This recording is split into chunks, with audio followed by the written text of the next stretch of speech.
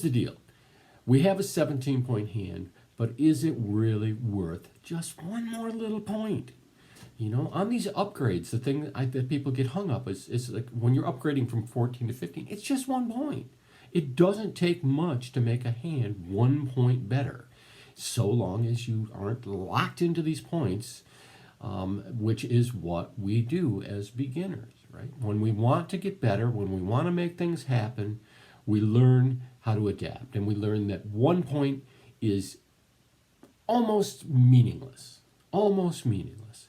Here we have 17, and my question to you is, I think this hand is worth 18. Why? It's got the ace in the side suit, it's got a king of clubs that very well might be working, and it's got a fabulous heart suit. Queen of spades, but you know, maybe partner has some sort of spades that will help, right? And oddly enough, it's sort of the same reason. One of the reasons we open one no trump with a 5-card major is because the rebid is awkward. And here we have the same problem. The rebid is awkward. If we start with one no trump, and our partner will never realize how strong we are unless he's inviting, right? Unless somehow we get to an invitation. Now, if he's got a good hand, all sorts of things could happen. If he's got a bad hand, who knows? But this, to me, seems like it's going to be the best way to describe my hand, is to start with one heart and then bid to no trump.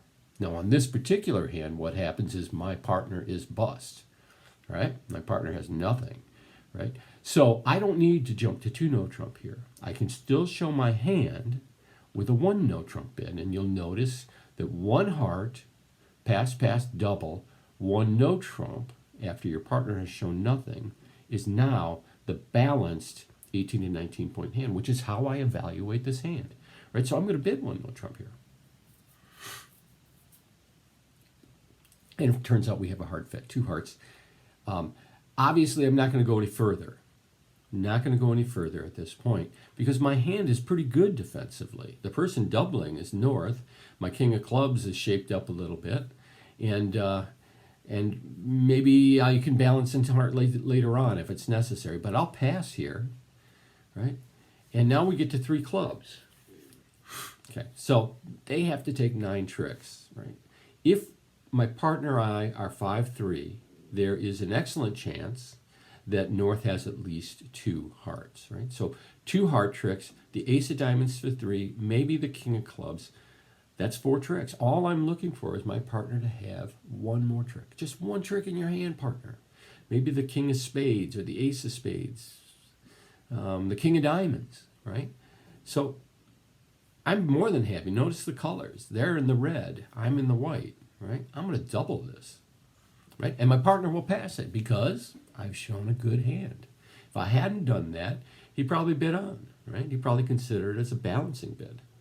And he leads the club, and we love him for that. And it turns out my king of clubs is good. 1, and it turns out north has 2 hearts, right? Hopefully it's 5-3-3-2. Right? And then I have the ace of diamonds, right? So we got 3 tricks, and there's 4.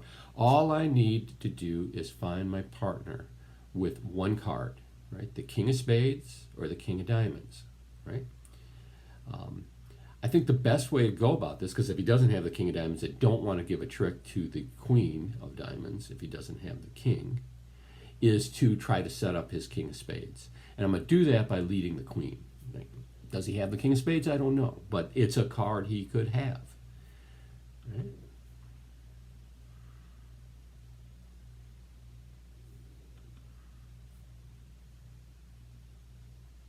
They pull trump.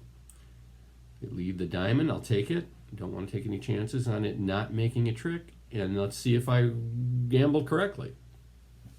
And I did, right? So they'll take the rest of the tricks. So did I gain something here? Sure. Will it always be right? No, but no bid is always right. But was my description of the hand better? Absolutely. Absolutely better by opening a heart with the plans to rebid 2 no trump, which gave us the benefit when later on I took my now excellent defensive hand and doubled with it. My partner knew to stay silent.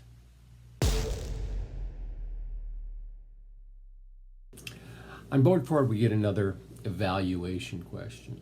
Okay, evaluating your hand here, you have 5, 6, 8 points. Right? You're not going to open this hand, and you actually don't know its value yet. But when partner overcalls a heart, now you do. Now you have to make a decision. Is your hand worth more than just a simple raise to 2 hearts? Now, if you are locked into point counting, you're going to mess up this hand, right? 5, 6, 7, 8. That's not enough to get to game. Partner could have 9 points or 8 points, and that's all true. But is your hand really worth just 8 points? And it's not, right? It's definitely worth something more. So it may be that 2 hearts is the contract if your partner doesn't have a whole lot more, but we want to have a chance of getting to game if partner has a good hand. And how we do this is by using something called Q-bid support. Right? If your partner has a game-going hand, because of distribution, because of points for whatever reason, he would be love to hear you say that you have good support for him. If he's on the edge, do I go to game or not? If you bid 2 hearts, right, if he's on the edge, he won't go to game. But if he's got something he's looking to get there, when he hears you have good support, he'll be happy to do it. Right? So we can bid 2 hearts, or we get there a little bit slower, right, by bidding 2 diamonds. And you'll notice it says good support in hearts. Notice what hearts says. Right? There's some overlap there with that 10. And this is where the evaluation of this hand comes in. What makes this hand so fabulous? The spade suit. King, Queen, Jack, 9. 5 cards there. First of all, 5 cards in the dummy, even if it's just led by the king, is a reason to upgrade your hand. When it's King, Queen, Jack, 9, you are ecstatic. Right? This is a great hand to have in the dummy. Right? So what you do is use this 2 diamonds. A 2 heart bid drastically undersells this hand. Right? Use 2 diamonds, good support, and you'll see your partner jump straight to 4. A Q-bid support bid, he's going to make 5. You don't need to watch. I'm just going to talk a little bit longer. A Q-bid support bid can be used to here, where our partner was an overcaller, but it can also be used when your partner opens. So you can use it in both places.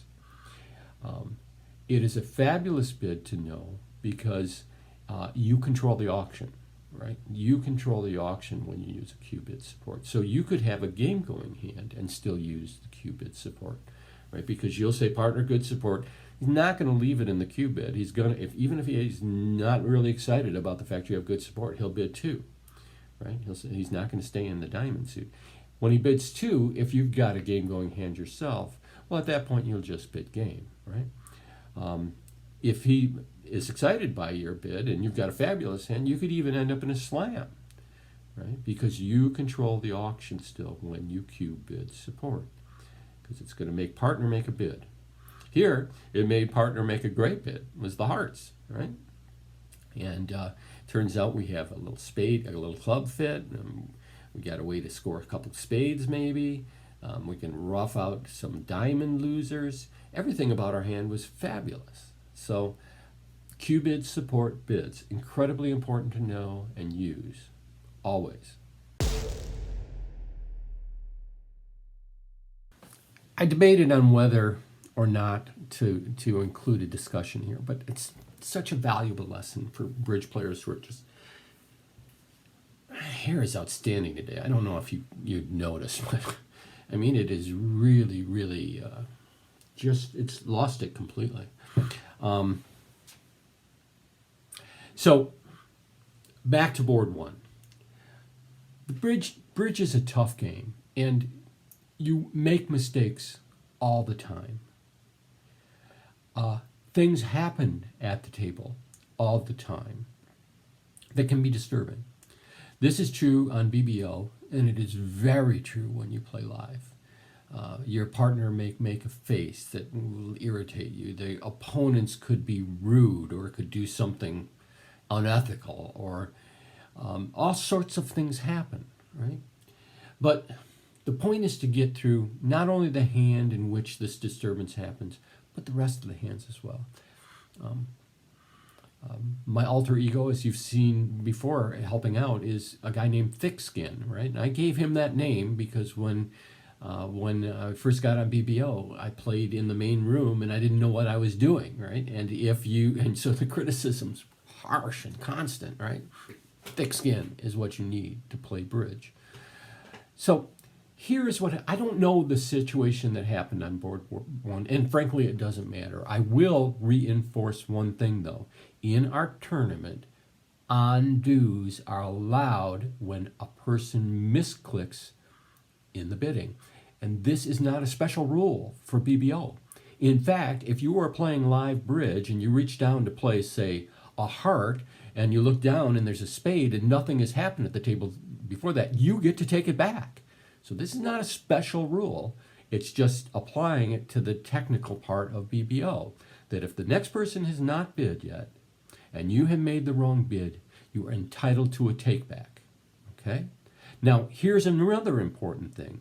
If in fact you make a misclick and the time for asking for an undo is passed, be silent, right? Because if you start talking about your bid being a misclick, you're giving your partner information, right?